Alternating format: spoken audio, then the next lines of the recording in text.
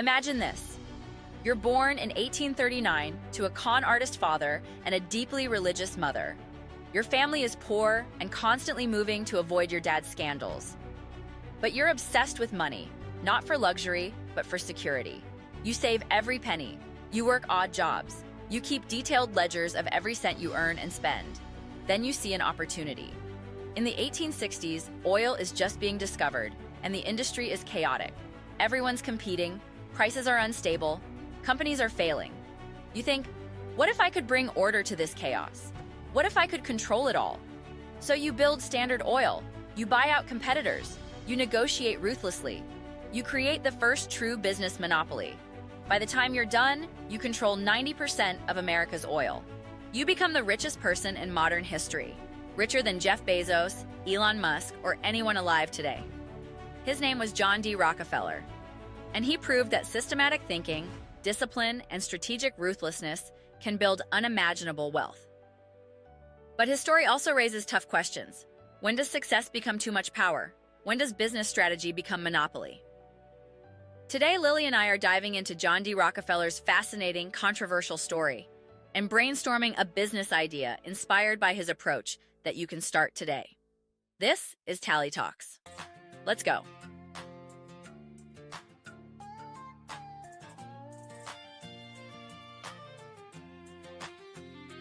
She's got a mind, she's got a spark, lighting up dreams from dawn to dark. Tallie Talks, yeah, she's the voice, asking the questions, making the choice. Young hustlers rising, stories to tell, big ideas where passions dwell. Pull up a chair, grab your seat, let's talk the hustle, let's feel the beat. Tallie Talks, yeah, Tallie Talks, turning whispers into walks, dreaming big, take the shot. This is the place where dreams get called. Tallie Talks, oh, Tallie Talks, Tallie Talks, ooh, yeah. Hey everyone, welcome back to Season 2 of Tallie Talks. I'm Tallie Pennysworth, and we are 19 episodes into this incredible season. Last week, we talked about Jensen Huang, the founder of NVIDIA, who built a $3 trillion company by anticipating that graphics chips would power the AI revolution. And we learned to think long-term, pivot and expand beyond your original vision, and embrace near failures as learning experiences. So Lily, welcome back. Thanks, Tallie. I'm really excited about today's episode because John D. Rockefeller's story is one of the most important and most controversial in American business history. Right? Like, he became so powerful that the government literally had to break up his company because it was too big. Exactly. And his story raises really interesting questions about success, power, wealth, and responsibility. He wasn't just rich, he was the richest person in modern history. Okay, quick question before we dive in.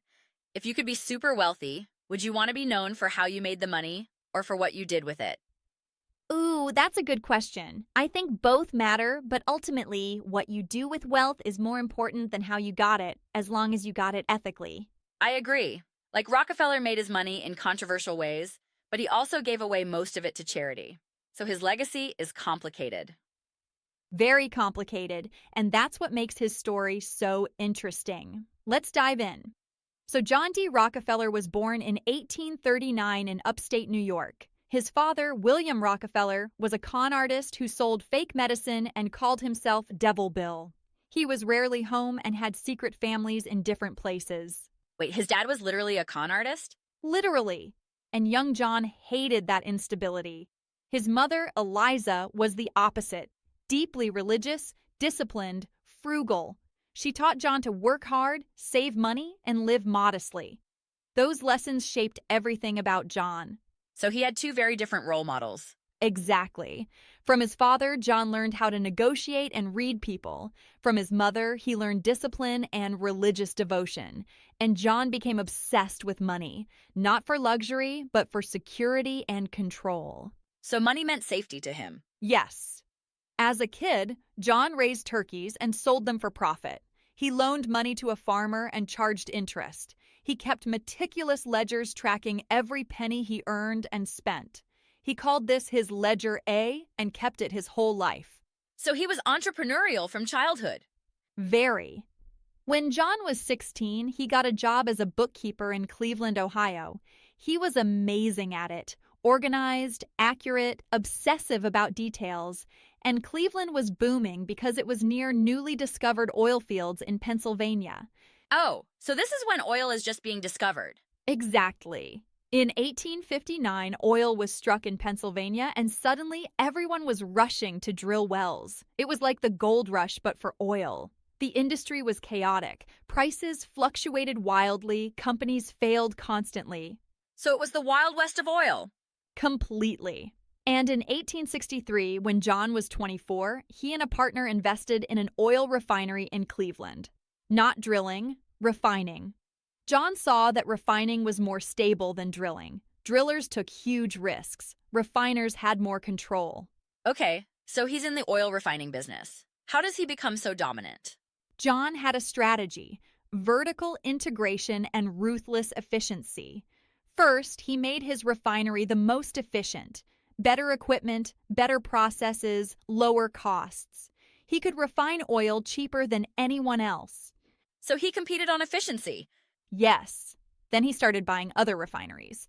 If a competitor was struggling, John offered to buy them out, often at low prices.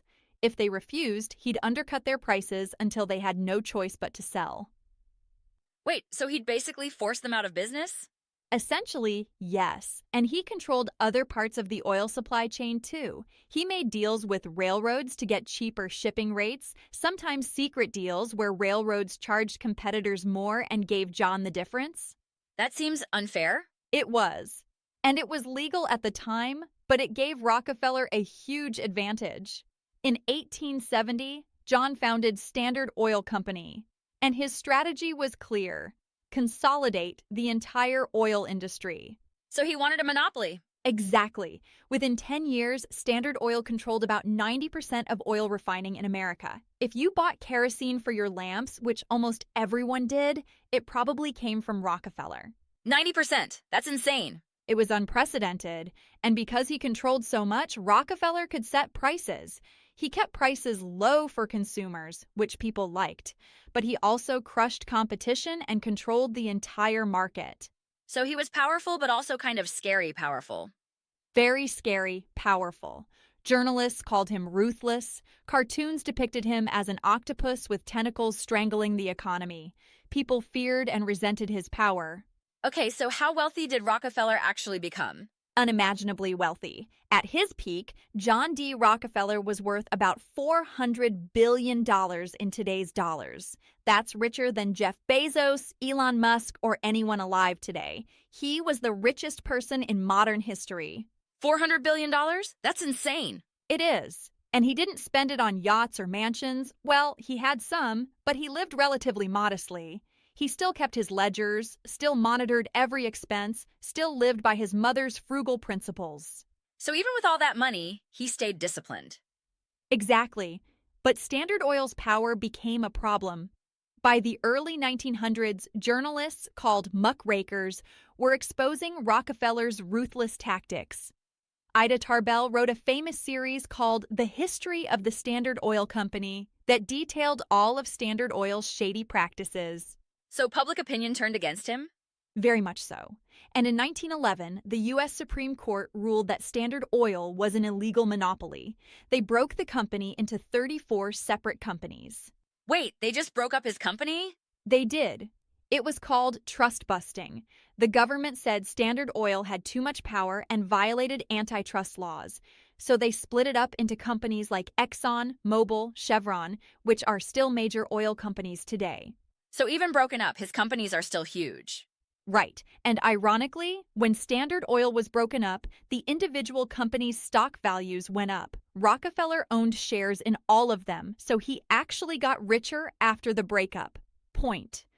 But here's where Rockefeller's story gets interesting. After Standard Oil was broken up, John focused on philanthropy. He gave away about half his fortune, around $540 million at the time, which is over $14 billion today. Wow, so he became a major philanthropist. He did.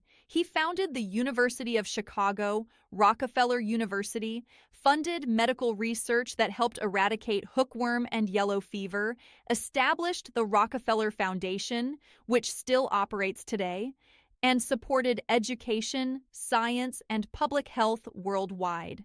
So he gave back massively. He did. And Rockefeller said his greatest satisfaction wasn't making money. It was giving it away wisely. He believed wealthy people had a responsibility to use their money for the public good. So his legacy is complicated. Ruthless businessman, but also generous philanthropist. Exactly. Some people see him as a robber baron who built his wealth through unfair practices. Others see him as a visionary businessman who brought efficiency to the oil industry and then gave back. The truth is probably both. That's really interesting. Quick reminder. If you're loving these stories about powerful historical figures who changed the world, you need to check out Blueprints of Power, the podcast my co-host Lily does with Jack and Charlie. They dive into the greatest empires in history and make it super engaging. Did you know the Persian Empire was the first to have a postal system and paved roads connecting the entire empire? The entire first season is on YouTube right now. Go subscribe, watch all the episodes, and let them know Tallie sent you. That's Blueprints of Power on YouTube. You're going to love it. All right, we're back. Lily, what's the big lesson from John D. Rockefeller's story? The lesson is systems and efficiency create competitive advantage. Rockefeller didn't have the best product or the most oil wells. He had the best systems, the most efficient refineries, the best cost controls, the smartest logistics. Systematic thinking beats chaos every time. So it's like build better systems, not just better products. Exactly. And here's the other lesson. With great power comes great responsibility. Rockefeller built massive wealth and power, but that power made him controversial and led to his company being broken up.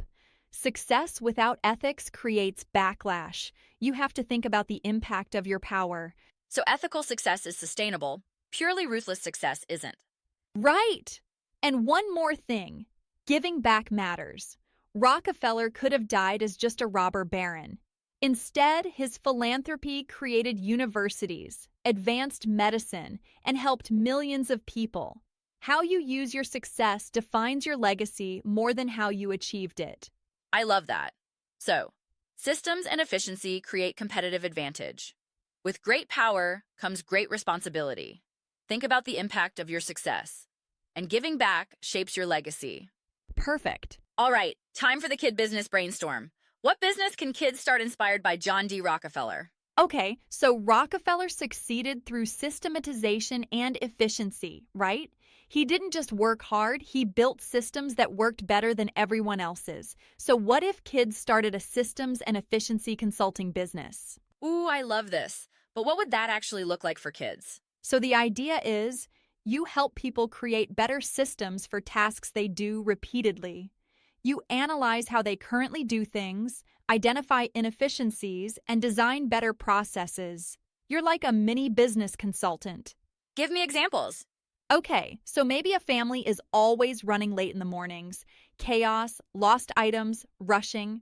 You observe their morning routine, identify bottlenecks, and create a new system. A launch pad by the door for bags and keys, a visual morning checklist, a 15-minute buffer routine. You help them systematize their mornings. That's brilliant. Or what about helping students organize their schoolwork? You create systems for tracking assignments in one place, organizing notes by subject with color coding, setting up a homework routine with specific times and locations, creating a study system that's repeatable. Yes, or you help local small businesses become more efficient. Like a bakery that's always running out of ingredients, you help them create an inventory tracking system and a reordering schedule. Or a lawn care service that wastes time driving inefficiently, you help them optimize their route. Or what about helping kids' sports teams or clubs? You create systems for equipment organization, practice schedules, parent communication, fundraising tracking, tournament planning. You bring order to chaos. Perfect. Or you could help families with their finances, not managing money, but creating systems for it, like a simple budgeting spreadsheet, an allowance tracking system for kids, a bills due reminder system, a savings goal tracker. These are all so good. So how would you actually start this business? First, learn about systems thinking. Read about productivity, organization, efficiency. Understand concepts like bottlenecks, workflows, and process optimization. Rockefeller studied his refineries obsessively to find every inefficiency. Then practice on yourself. Create systems for your own life, your homework routine, your morning routine, your room organization. Test what works and what doesn't. Become your own proof of concept. Exactly. Then offer your services to family and friends for free at first. Say, I'm learning about efficiency systems. Can I analyze your morning routine and suggest improvements? Get practice and testimonials. And when you work with a client, follow a process. Observe how they currently do things, identify specific problems or inefficiencies, design a new system, help them implement it, and follow up to make sure it works. Yes, and here's key. Document your systems visually. Create flowcharts, checklists, schedules, diagrams. Make the system easy to understand and follow.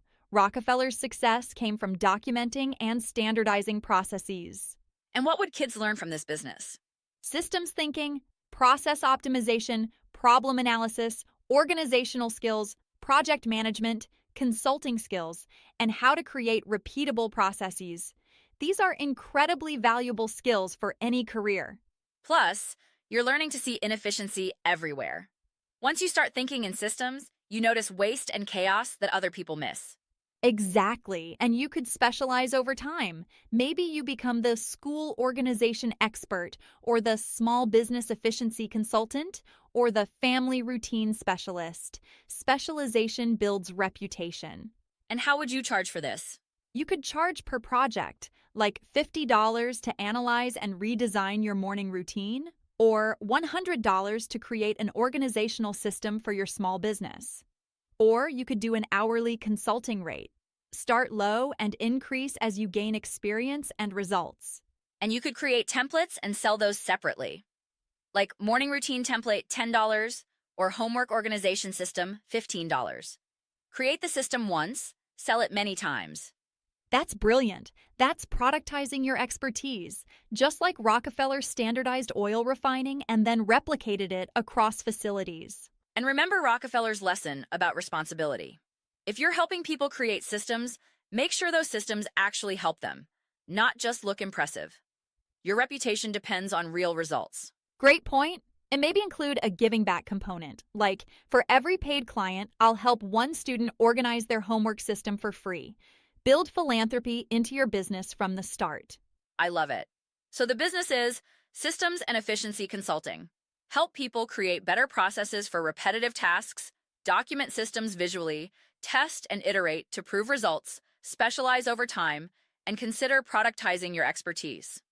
And remember Rockefeller's lesson, systematic thinking beats chaos.